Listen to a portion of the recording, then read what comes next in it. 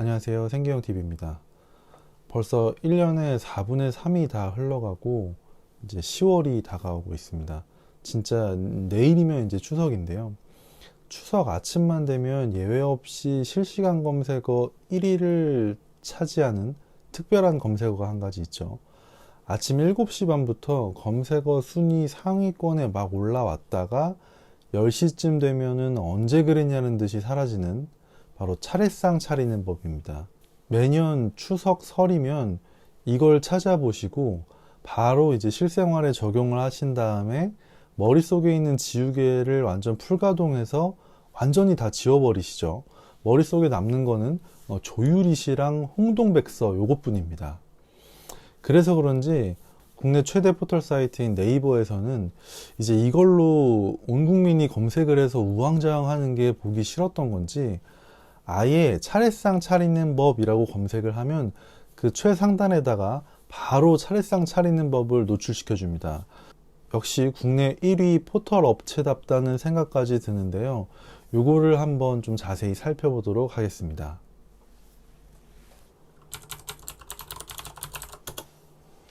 네이버에 검색을 해보면요. 이렇게 최상단에다가 차례상 차리는 방법을 바로 보여주는데요. 좀 이 부분을 확대를 해서 보시면 요즘은 이렇게까지 상다리가 부러지게 차리는 집이 점점 줄어들고 있기는 하지만 어찌되었든 총 5열로 구성되어 있는 차례상 예시입니다. 1열부터 5열까지 이렇게 쭉 음식 놓는 순서에 대해서 설명을 해주고 있습니다. 요 차례상 제사상은 돌아가신 조상님이 오셔서 식사하라고 차려드리는 상인 거죠. 그래서 신위, 요 지방을 써놓은 이쪽을 우선으로 1열로 표기를 하는 것 같아요. 우선 1열은 보시면 다들 알고 있다시피 떡이랑 떡국을 놓고 술잔이랑 수저를 놓는 라인입니다. 일단 드시는 분, 여기 신위 쪽에 앉아 계신 드시는 분이 편하도록 밥이랑 국 이런 것들을 놓는 자리죠. 그래서 뭐 시접 잔반을 놓고 떡국을 올린다 이렇게만 써져 있고요. 2열로 가보시면 2열에는 고기류를 놓게 되어 있죠. 지금도 고기는 비싸지만 예전에는 더 귀했습니다. 그러니까 드시는 분 가까이에 이렇게 놓아드려야 좋아하실 거기 때문에 2열에다가 이렇게 놓습니다. 순서랑 위치는 보면은 어동육서, 두동미서 이렇게 되어 있는데 생선은 동쪽, 고기는 서쪽, 생선 머리는 동쪽, 꼬리는 서쪽 이렇게 되어 있습니다. 이것도 마찬가지로 예전에는 요 물고기보다는 육지에 사는 소나 돼지 이런 것들이 일반적으로 좀 더 귀했다 보니까 요 드시는 조상님 입장에서는 이제 오른손잡이시겠죠. 일반적으로 오른손을 뻗어서 귀한 거 편히 드시라고 고기류를 상에 요 서쪽, 그러니까 먹는 사람 드시는 분 입장에서 보면은 오른쪽에다 배치를 하는 것 같습니다. 그리고 그 이제 반대쪽에는 생선류를 놓도록 되어 있죠. 그 다음에 요 3열로 오시면은 요 3열은 탕류를 놓는다는데 보면 생선, 두부, 고기탕 등의 탕류를 놓는다고 되어 있죠. 근데 솔직히 이렇게 여러 개의 탕을 상에 올리는 집이 요새는 거의 없을 것 같기는 하지만 요 2열에 있던 방식을 따라서 이제 어탕, 물고기로 만든 탕은 동쪽, 그리고 육류 고기탕은 이제 서쪽에 올리도록 이렇게 되어 있습니다. 어떻게 보면 여기 3열까지가 메인 식사 라인이고 이제 4열로 가게 되면은 서브 메뉴랑 이제 풀떼기로 넘어가게 되는 거죠. 보면은 4열은 좌포우해라고 되어 있는데 좌측 끝에는 포, 우측 끝에는 식해라고 되어 있죠. 근데 이 3열까지는 동서로 이렇게 구분을 하다가 갑자기 4열에 와서 좌우로 바뀌는 이유는 잘 모르겠습니다. 이걸 서포동해 이러면은 이게 별로 입에 안 붙어서 그런 건지 어쨌든 좌포우해 뭐 아무튼 그렇게 되어 있고요. 자, 드디어 대망의 온 국민이 다 아는 5열로 옵니다. 여기는 이제 디저트 라인이라고 생각하시면 될 것 같아요. 메인 요리 다 먹고 나서 가장 나중에 먹게 되는 일종의 후식들인 거죠. 보면은 조유리 씨와 홍동백서의 순서로 놓는다고 되어 있는데 이제 왼쪽부터 대추, 밤, 배, 곶감 요 순서대로 놓고요. 홍동백서는 이제 붉은 과일, 이런 사과나 곶감류 이런 것들이 동쪽에 오도록, 그리고 흰 과일들이 서쪽으로 가도록 이렇게 색감에 맞춰서 배치를 하시면 됩니다. 이제 여기에서 집안마다 좀 가풍마다 논란이 있죠. 뭐 조유리시가 맞네, 조율시가 맞네, 홍동백서가 맞네.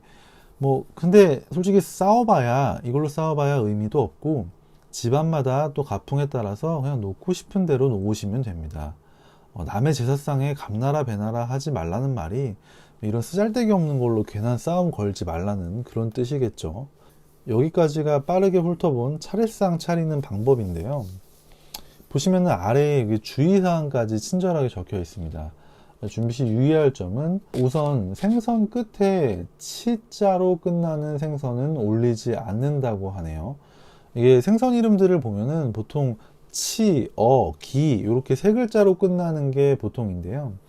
요 치로 끝나는 생선들은 예전에는 이제 하급 생선으로 분류가 되어서 차례상에는 올리지 않는 게 예의라고는 합니다. 근데 요새 제주 은갈치 이런 생선이나 아니면 참치 이런 것들이 얼마나 비싼지를 생각을 해보면 이 기준이 예전이랑은 좀 많이 달라졌다는 거를 새삼 느낄 수가 있지만, 아무튼 차례상에는 조기를 올려드리는 걸로 하시고요. 비용이 만약에 좀 문제가 된다 그러면은 고등어 같은 경우에는 어자로 끝나니까 올리셔도 괜찮을 것 같습니다. 그리고 보면은 복숭아, 붉은 팥 이런 것들은 예전부터 귀신을 쫓아내는 음식으로 옛날 얘기에서 많이 들어보셨을 거예요. 지금 이게 조상신을 불러다가 식사를 대접하려고 상을 차렸는데 귀신을 쫓아내는 음식을 올리면은 맛있는 거를 다 차려놓고 조상님을 약간 약 올리는 느낌이 들 수 있으니까 그거는 좀 삼가셔야 할 것 같습니다. 뭐 이외에도 음식을 올릴 때 홀수로 올려야 한다거나 하는 다른 여타의 법칙들이 있기는 하지만, 요 정도 규칙만 숙지하시면은 차례상을 올리는 데는 아무 문제가 없을 거라고 생각은 됩니다.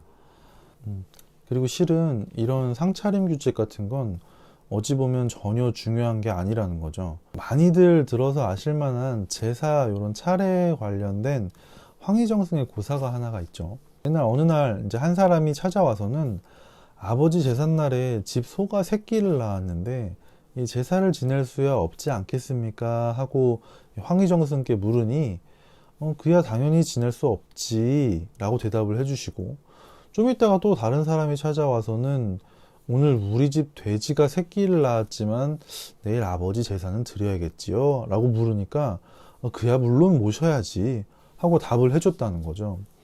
이거를 본 이제 황희정승의 부인께서 좀 이상하게 여기시고, 아니 똑같은 상황에 대해서 한 명은 된다라고 하고 한 명은 안 된다라고 하니까 이게 어찌 된 겁니까? 하고 물으니까 황희정승께서 대답하시기를, 소나 돼지를 낳은 것보다 이 제사가 중요한 것일진데, 제사를 지내고 싶은 놈은 지내라 하고 지내고 싶지 않은 놈은 지내지 말라 하였을 뿐입니다 라고 대답을 했다고 하죠.